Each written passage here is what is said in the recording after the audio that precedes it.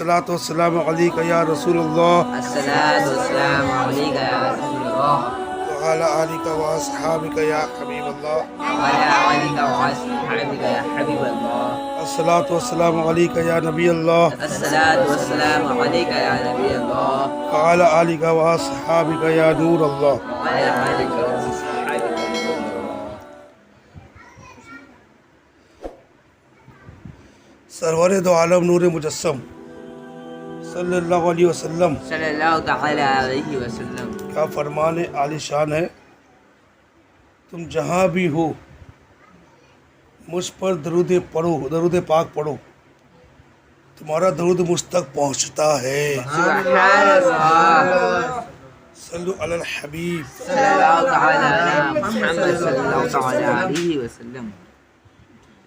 شاعر الاسلام یعنی کہ اسلام کی نشانیاں، سبحان اللہ، اللہ اور اس کے رسول سے نسبت رکھنے والی چیز، ہر وہ چیز جو اللہ اور اس کے رسول سے نسبت رکھتی ہے وہ اسلام کی نشانی ہے۔ اس کی تعظیم کرنے کا قرآن شریف میں حکم ہے، اور جو تعظیم کرے گا وہ پرہیزگار ہے، سبحان قرآن شریف سے بات ثابت ہے۔ تو اب سوال یہ شاعر الاسلام ہوتا ہے، شاعر اسلام، شاعر، سوال کیا ہے؟ اچھا ابھی ہمارا جو بیان ہے اذان کی توہین کے بارے میں بیان ہے، اور سوال کیا ہے اذان کی توہین کرنا کیسا ہے؟ اذان شاعر الاسلام میں سے، اسلام کی نشانیوں میں سے ایک نشانی ہے، اور کسی بھی شعار اسلام کی توہین کفر ہے۔ کعبہ شریف کیا ہے؟ اسلام کی نشانی، ٹھیک ہے نا؟ مدینہ منورہ، بیت المقدس، ہر مسجد، قرآن شریف، امامہ شریف، ہر چیز اسلام کی نشانی اللہ اس کے رسول سے نسبت رکھتی ہے۔ سبحان اللہ، سبحان اللہ۔ تو ہر وہ چیز جو اللہ اس کے رسول سے نسبت رکھتی ہے اس کی تعظیم ہم پر فرض ہے، ادب کرنا فرض ہے، اس کی قدر کرنا ضروری ہے، اور اس کی توہین کریں گے تو کفر ہو جائے گا۔ حی علی الصلاۃ کا مذاق اڑانا کیسا؟ قرآن اذان میں پڑھایا تھا حی علی الصلاۃ، اذان میں حی علی الصلاۃ یعنی آؤ نماز کی طرف، حی علی الفلاح آؤ بھلائی کی طرف، سن کر مذاق میں کہنا کیسا کہ آؤ سنیما کی طرف، انہیں ٹکٹیں ختم ہو جائے گی، آؤ تھیٹر کی طرف، ورنہ ٹکٹیں ختم ہو جائے گی۔ معاذ اللہ۔ تو یہ تو اذان کے اوپر سے بولا نا، جان بوجھ کے اذان کی توہین کیا اس نے، تو یہ کفر ہے، کیونکہ معاذ اللہ یہ اذان کا مذاق اڑانا ہوا، مذاق اڑانا ہوا نا اذان کا، تو اذان کا مذاق اڑانا اس کی توہین ہے اور یہ کفر ہے۔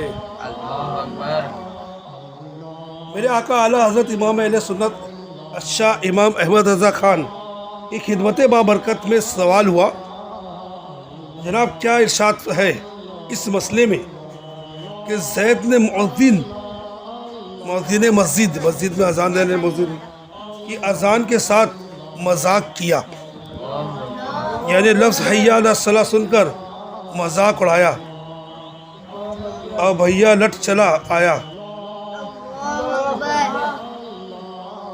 زید کے لیے حکم ارتداد و سقوط نکاح ثابت ہوا یا نہیں؟ یعنی اس کا مرتد ہونا اور نکاح کا ساقط ہونا ثابت ہوا یا نہیں، اور زید کا نکاح ٹوٹا یا نہیں؟ الجواب، اذان سے مذاق کرنا ضرور کفر ہے، اگر اذان ہی سے اس نے مذاق کیا تو بلا شبہ کافر ہو گیا، اور اس کی عورت اس کے نکاح سے نکل گئی۔ یہ اگر پھر مسلمان اور عورت اس سے نکاح کرے تو اس وقت ہم بستری حلال ہوگی، ورنہ زنا کہلائے گی،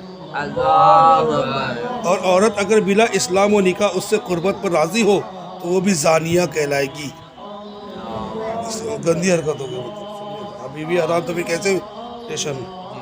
اور اگر اذان سے یعنی مذاق اڑانا مقصود نہ تھا بلے خاص اس مؤذن سے، بھائی وجہ یعنی اس وجہ سے وہ کیوں غلط پڑتا ہے، مذاق اڑایا تو کیا، تو اس حالت میں نہ کافر ہو نہ نکاح ٹوٹے گا۔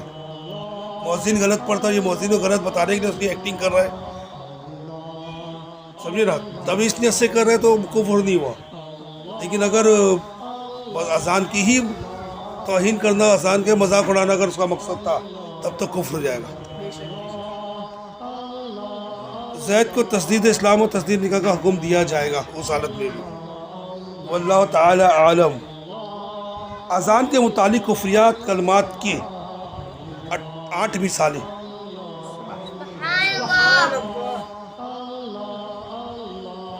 جو اذان کا مذاق اڑائے وہ کافر ہے.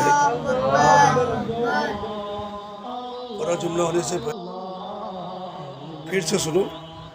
جو اذان کا مذاق اڑائے وہ کافر ہے.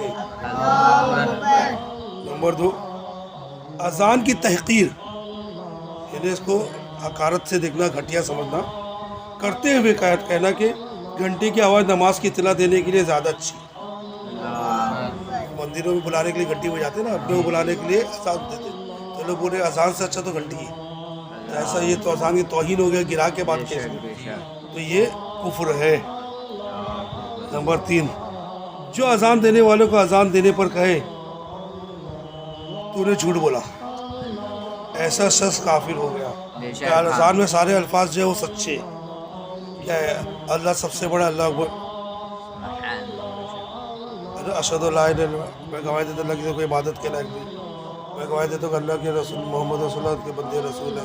حی علی الصلاۃ، آؤ نماز کی طرف، حی علی الفلاح، آؤ بھلائی کی طرف. الصلاۃ خیر من النوم، نماز دین سے بہتر ہے. اللہ اکبر، اللہ بڑا ہے، لا الہ الا اللہ کے سب عبادت کے لائق. تو اس میں سارے الفاظ تو سچے، اور سامنے نے اس کا انکار کر دیا اور بول دیا تو جھوٹ بول رہا ہے. تو اذان کی توہین بھی ہوئی اور باتوں کا انکار بھی ہوا، کہ کفر ہو گیا دونوں.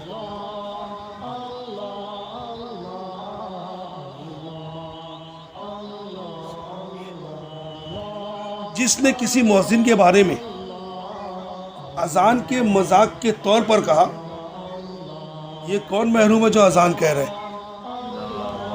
یہ کون محروم ہے؟ اذان دینے والا محروم تھوڑی ہوتا ہے، اس کو تو ثواب کا ذخیرہ آتا ہے. اجنبیوں کی آواز ہے، یہ تمام اقوال کفر ہے.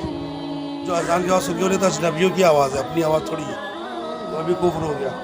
جبکہ بطور حقارت کہے، اذان کو ایک دم گرا ہوا سمجھ کے، حقارت کا مطلب وہی گرا ہوا سمجھ. ایک نے اذان کہی اور دوسرا مذاق اڑانے کے لیے دوبارہ اذان کہے تو اس پر حکم کفر ہے. اذان سن کر یہ کہنا، اللہ پر بولی نہیں رہے، اذان سن کر یہ کہنا کیا شور مچا رکھا ہے، اگر یہ قول خود اذان کی ناپسند کرنے کی وجہ سے ہے تو کفر ہے. اب نماز کی توہین کے بارے میں سوال جواب.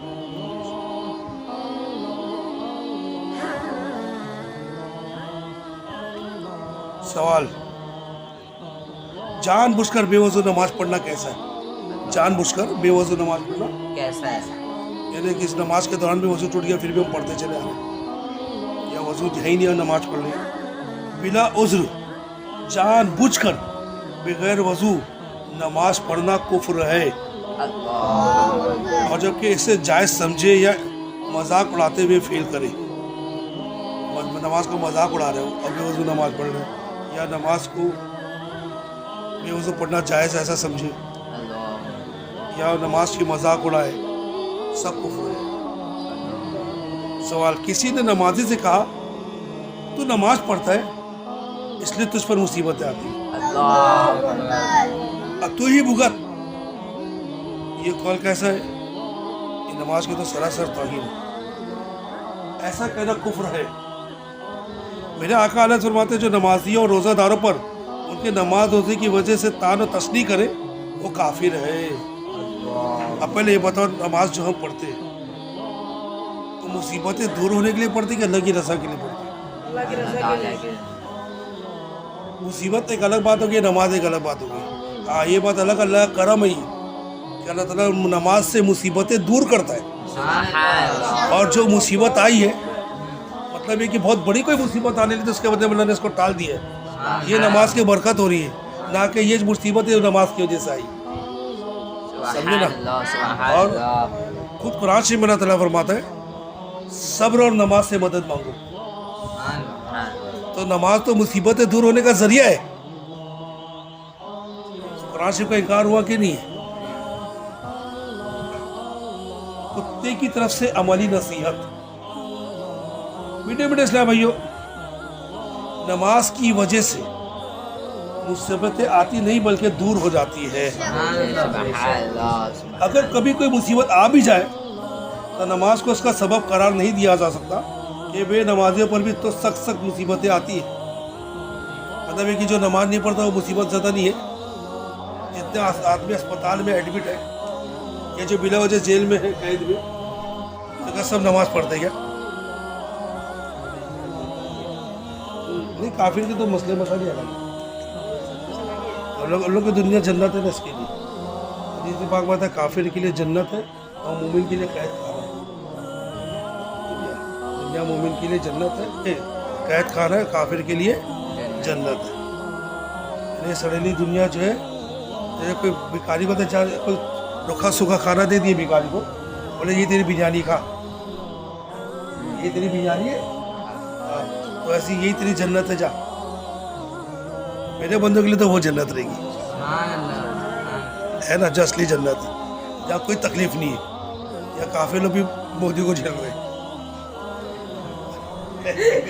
अब इससे बड़ी मिसाल क्या दूँ, मुसलमान तो जेल ही रहे, लोग भी झेल रहे हैं। मीठे मीठे इस्लामी, नमाज की वजह से मुसीबतें आती नहीं, दूर हो जाती है। अगर कभी कोई मुसीबत आ भी जाए तो नमाज को उसका सबब करार नहीं दिया जा सकता कि बे नमाजियों पर भी तो सख्त सख्त मुसीबतें आती है। जो मुसीबत से घबरा कर शैतान के बहकावे में आकर बगावत पर आमादा हो जाता है, वो कुत्ते से भी गया गुजरा है। मुफस्सिर शहीद हकीमुल उम्मत हज़रत मुफ्ती अहमद या खान नईमी रहमतुल्लाह अलैह फरमाते हैं कि ख्वाजा हसन बसरी रहमतुल्लाह अलैह फरमाते, तुम्हारा पाला हुआ कुत्ता तुम्हारे हाथ से 100 बार मार खाए, फिर तुम उसे टुकड़ा दिखाओ तो दी मिलाता हुआ आ जाता है। ये सिफत है अल्लाह से डरने वालों की। ऐ बंदा, अगर तुझ पर रब 1000 बार सख्ती करे मगर तू हय्या अला सलाह के आवाज़ पर दौड़ा हुआ मस्जिद में आ जा। मालिक दा दरने चढ़ते पावे पामारे सरसों जुत्ते, उठ बोलिया चल यार मना ले नहीं ते बाजी ले गए कुत्ते। समझे ना मेरी बात? तुझे तेरा मालिक कितने मारे तो उसकी बात मान, अगर तो नहीं मारा तो फिर कुत्ते बाजी ले गए। कुत्ता क्या करता है, डाक उसको मारो और कुछ खिलाने बोलो, खिलाते तो दूध मिलाते अपने पास ही आ जाए। तो अल्लाह ताला को हमको छोड़ना नहीं है, चाहे जितनी भी आसपास में डाले, हमको तो अल्लाह के बारे में सद्दा करता है, वरना बाजी ले गए कुत्ते। मालिक दे चढ़ते पावे मारे 100 जुत्ते, उठ बुलिया चल यार बना ले नहीं ते बाजी ले गए कुत्ते। सल्लु अलल हबीब सल्लल्लाहु अलैहि वसल्लम।